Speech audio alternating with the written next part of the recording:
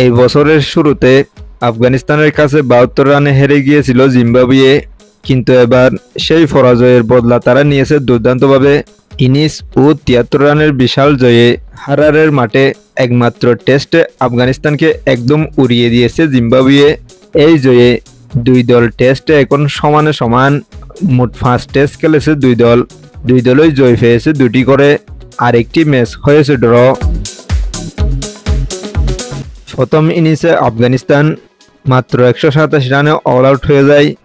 এর জবাবে জিম্বাবুয়ে তুলে 359 রান, যার মধ্যে ছিল বেন কারেনের 121 রানের সেঞ্চুরি। এটাই তার টেস্ট ক্যারিয়ারের প্রথম শতক।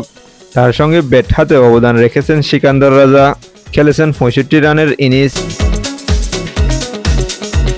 দ্বিতীয় ইনিংসেও আফগানিস্তানের ব্যাটিং দশে পড়ে 232 রানে পিছিয়ে থেকে দ্বিতীয় ইনিংসে নেমে তারা মাত্র 159 রানে অল আউট হয়ে যায়।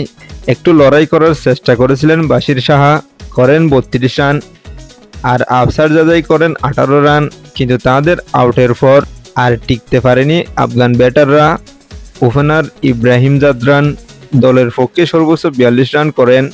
জিম্বাবুয়ে জয়ী ইনিস ও 73 রানে।